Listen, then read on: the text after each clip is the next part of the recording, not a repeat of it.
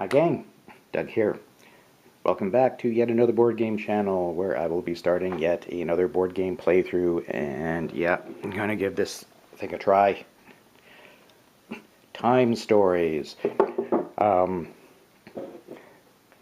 Before I get into it, it's kind of a divisive or polarizing sort of game. People seem to either love it or hate it. I suspect I'm going to love it. I just picked this up over the weekend, and I'm eager to give it a go. We will be doing the included scenario, Asylum. Yeah, a couple of caveats before we get into this. This is an extremely story-driven game, so it's going to be chock full of spoilers. If you ever think you might want to play this on your own at some point and don't want to know anything, don't watch. I'm doing it anyway. That's one of the things that people are a little divided on. It doesn't have potentially as much replayability as a lot of other games because it is a story. And once you play it, you kind of know the story. I honestly don't see a problem with maybe playing it with other people in the future, and it's kind of pretending I don't know what's going to happen. No, that's neither here nor there.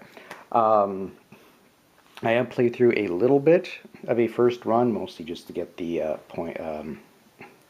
the rules down correctly.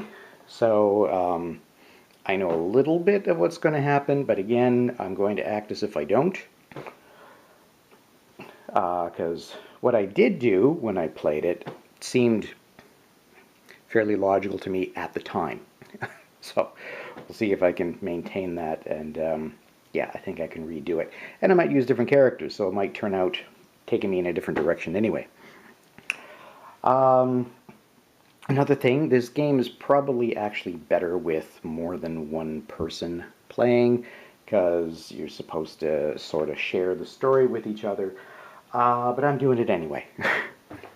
So, finally, I'm not going to go through an entire how to play. This game's been out for a few years, and there's lots of stuff online on how to play it. I'll probably explain most things as I go along anyway. So let's just get ourselves into the setup. Now, for anybody who doesn't know anything about the game and what the premise is, we are time agents. We work for, yes, T.I.M.E, which is short for Tachyon Immersion in Major Events. We're basically sent back through time to stop bad things from happening and messing up the timeline. And it's a little bit like Quantum Leap and a little bit like Groundhog Day. It's like Quantum Leap in that we are sent back in time into receptacles. We inhabit people there, although we're stuck with any issues they have, and we'll see during this particular one how that works. And then it's kind of like Groundhog Day in that you have to keep playing it over and over until you succeed. You will almost certainly run out of time the first couple of runs through.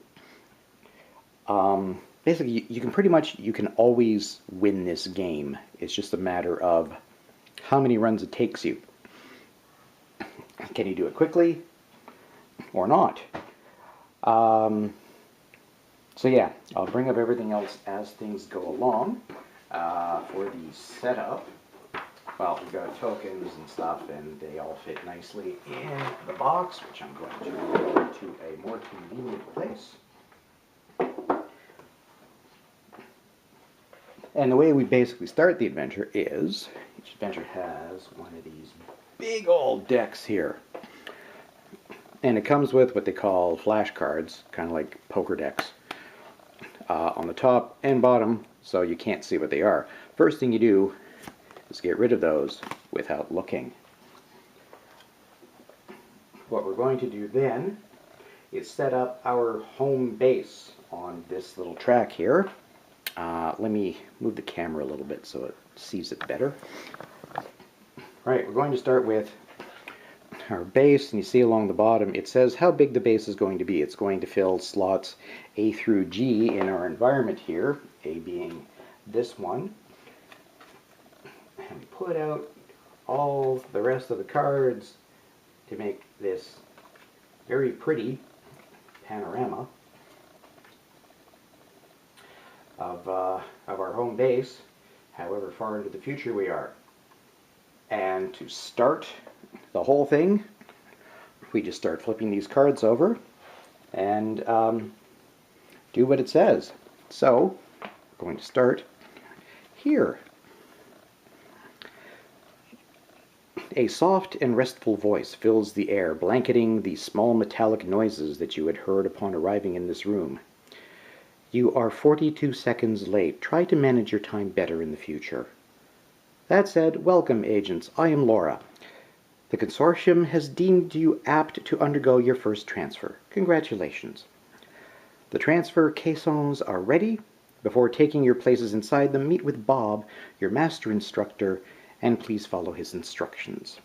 So, if more than one of us were playing, we would take turns reading everything on the other side of the cards. So yeah, this is Bob. He doesn't really look like a Bob. Looks maybe a Robert, but no, apparently Bob. Your small group moves into the room with two emotions crashing together with every step. Excitement over your first exposure to this technology that you've been hearing about since the start of your training, and impatience to leave this omnipresent base and discover other worlds, both old and new, to travel through the ages and across galaxies. Hey, guys, it's not that we're in a hurry, but don't drag your feet, barks Bob as a greeting. Bob's a little tetchy. The mission. Your mission, normally reserved for yellow-ranked agents, comes from the consortium, and your performance will serve as an end-of-cycle examination. Your grade here will therefore have an impact on the rest of your career. No pressure. Your mission is to prevent the creation of a temporal fault. One tip, keep the number of runs to a minimum, as each new transfer costs a bundle and will diminish your success. So yeah, basically we can't always succeed, it's just how well do we succeed. When all of these nutters stop playing with time, it'll be a vacation for us. Come on, let's go into your caissons so that Laura can take care of the rest. I, on the other hand, have other fish to fry. Now these, I believe, are the caissons, as they, I'm probably being pretentious pronouncing it that way, but that's how I'm doing it. Presumably we go into these when we get sent back through time. As you approach the caissons, Laura's voice becomes muted. Agents, seat yourselves in your caissons. Once you exit, you will have to use the timeline to manage your time in your transfer zone. Ideally, you make this trip only once, but if you run out of time, you'll return here to undergo a new transfer to the same place at the same instant. This is the very principle of the time log transfer. The caissons light up as you enter them, then emit a multitude of high-pitched sounds. Laura's voice manages to be heard above it all nonetheless. You will be transferred to 1921 in what the inhabitants of the time call a psychiatric asylum. We have little reliable information as to what is taking place there, but we can confirm the possible creation of a temporal fault. Your mission is to prevent its creation. So, statistics, this it's nice because they can tailor individual scenarios to match different things. So you get those three abilities for everybody by default, but they always mean different things every time. On the station, your receptacles will have the following statistics. So the green means deftness and agility, yellow is glibness, and orange, we'll call that orange, strength and combat. As might be expected, not all receptacles are equal when faced with adversity, and those you'll inhabit at the Beauregard Asylum are in slightly bad shape, which is why they've been placed there. You will thus have to deal as best as you can with their issues.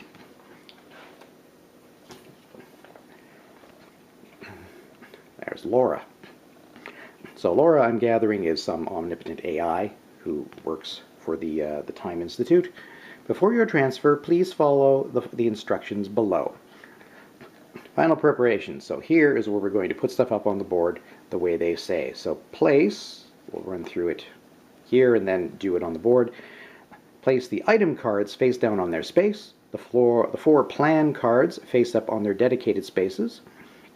The group token on the day room, the area in which you'll arrive. The time token on 25 time units, 30 if you only have 3 agents, and the 5 mission successful / failed cards on their dedicated space face down. So let's move into the appropriate areas to set each of those up. All right, first things first, the item cards face down on their space. So on the top of the deck, next we have what they refer to as item cards. There are 30 of them in this case. And they go right there, numbered 1 through 30. We just pick those items up when we are told to. They're not always items. Sometimes they're knowledge or clues of some other kind. Next, the plan cards. All right, the next 4 cards on top of the deck are these plan cards. So what you do is you start flipping them over and you create a map of, well, your insertion point. So there we go. There's a map. Specifically says Paris Medical Offices, Beauregard Psychiatric Hospital, General Plan. Oh, we're going to put those there. Then we take our group token to indicate where we are on the map. All characters travel as a group all the time. You can't ever be separated. Everybody is always in the same location. Starting in the day room. Then we're going to set our time token, our time units token. Alright, so here we have this lengthy tracker that goes from 0 all the way around to 60. This shows how much time we have in the past before we get yanked back to our own time, back to our own bodies. I'm going to go ahead and play with 4 characters just because, you know, nice variety, which means we have 25 time units to start with on this first run. That may or may not change in future runs, I'm not sure. And then finally, well, is it? Yeah, it's visible. We take the mission successful and mission failed cards. In this case, there are 4 possible ways to fail. One, if we run out of time. One, if we run out of time again. I guess they do, there's a different effect for doing it twice. And these 2, which I have no idea. Something bad will probably happen at some point, and it'll say, you know, reveal the purple failed. So that just leaves us 1 more card on the base. Our final bit of instruction. Laura's voice starts to be drowned out by the deafening sounds of the surrounding machines. Your transfer will happen shortly. Be sure to note, this is vitally important information. According to sources of dubious trustworthiness, it seems that a secret society is hiding inside the building. If the information to take place, to do that you must locate and on location you should be able to find help, but your receptacles, it isn't.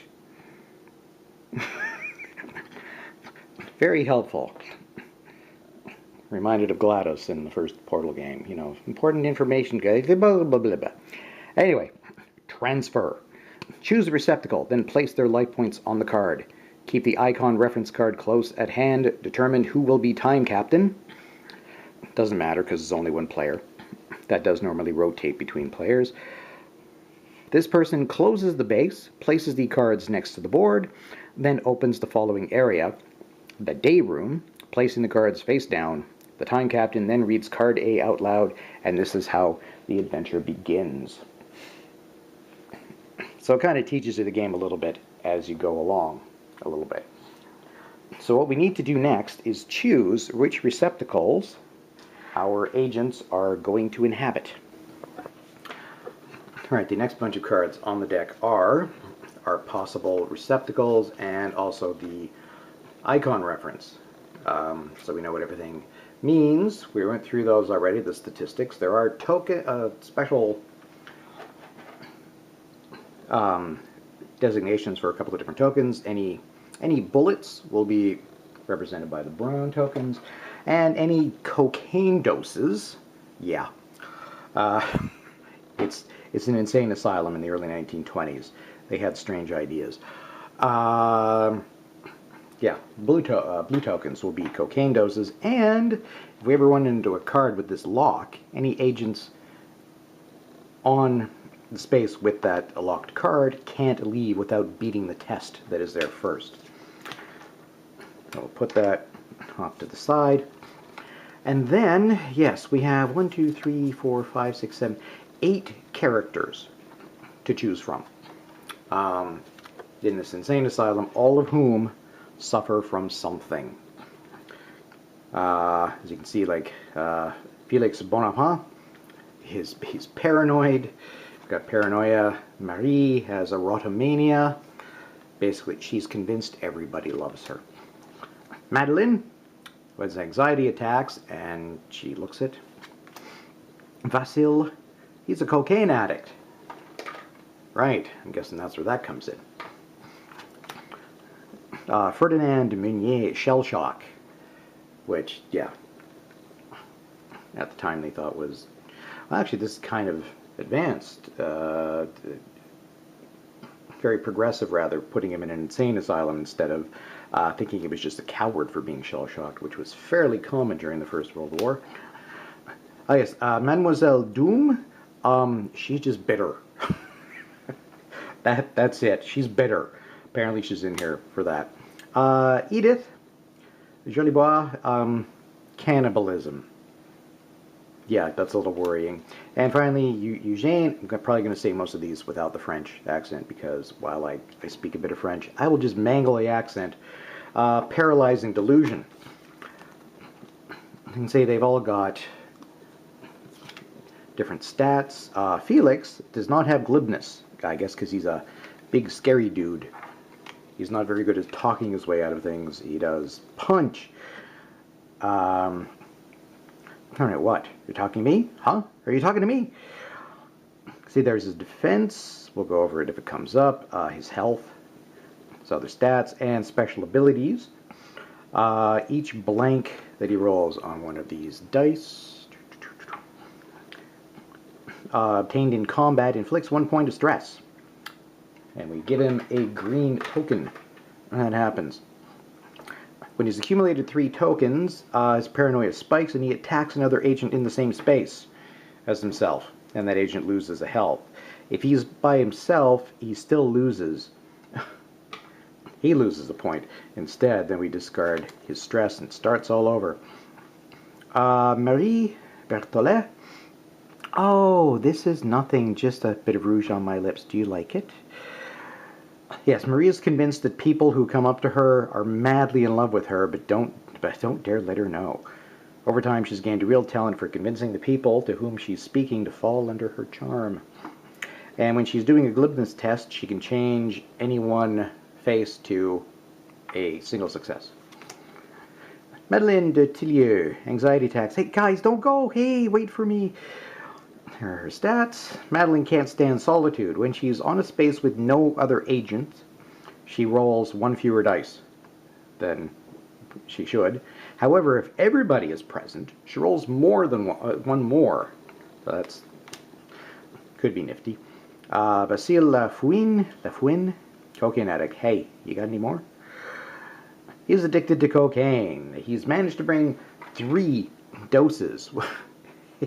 To hide 3 doses without the staff noticing, so we put 3 of those on his card. Before a die roll, we can discard 1 or more of them to roll that many additional dice. But be careful, when he no longer has any tokens, he feels the absence and loses 1 health permanently. Can also use a dose of cocaine to help an agent regain one health, presumably including himself. But Ferdinand, Meunier, Shellshock, come on, breathe! Don't be an idiot, breathe! Stats: he has no agility or deftness. He's just way too jittery, I think. So when fighting and using that, Ferdinand can't stand seeing someone die. When he's faced with an enemy who only has one or two shields, this is basically how we do tests. He's paralyzed and unable to fight. Ah yes, Mademoiselle Doom, bitter. You'll all croak before me. Her stats: insufferable and seemingly eternal. Miss Doom has no mental illness, but the asylum seems to be the only place where her bitter and tyrannical demeanor is accepted.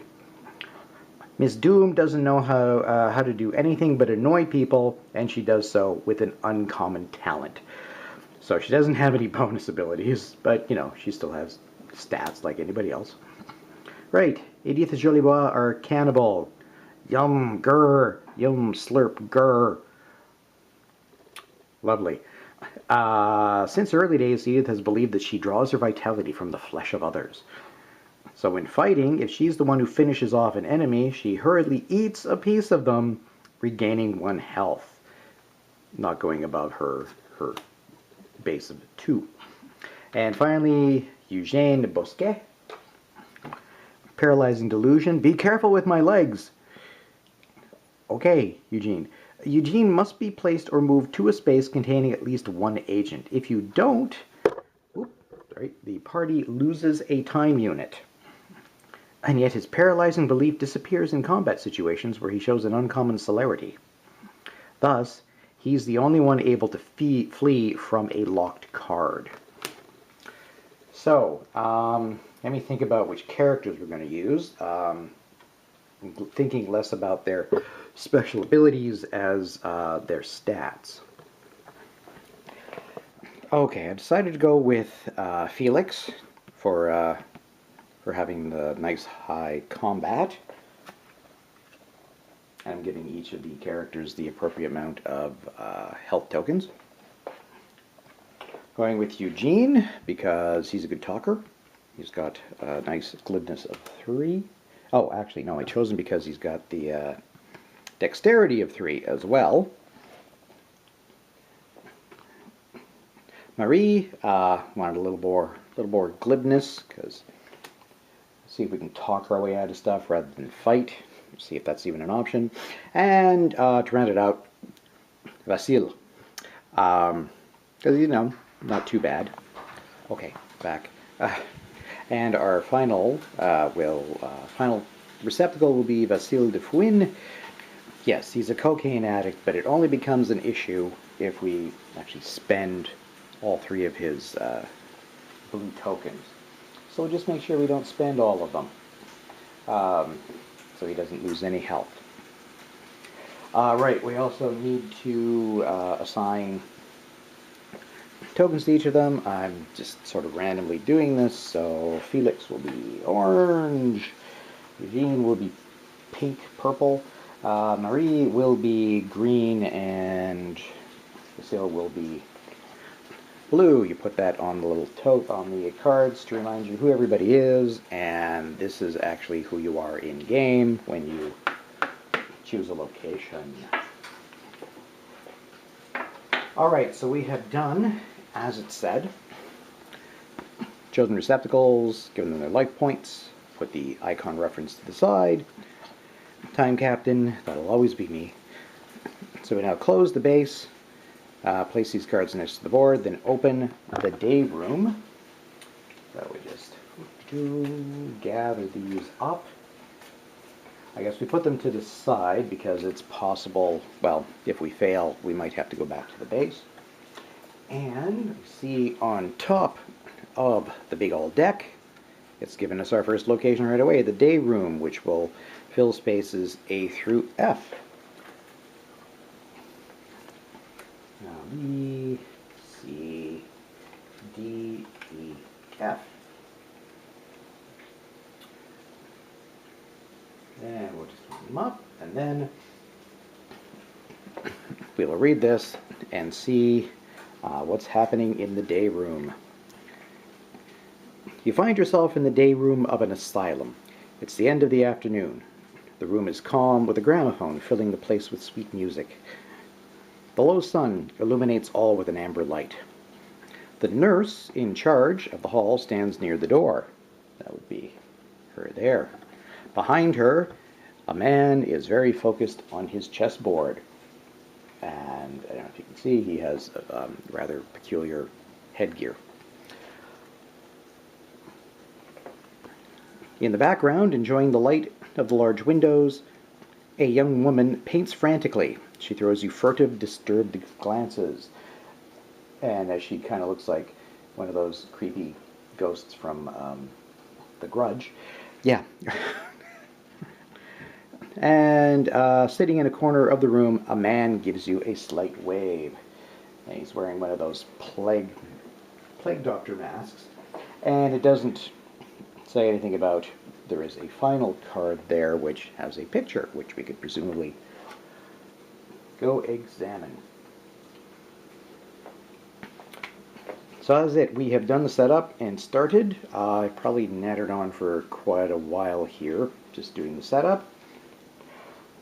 So I'll wait till the next episode to properly play.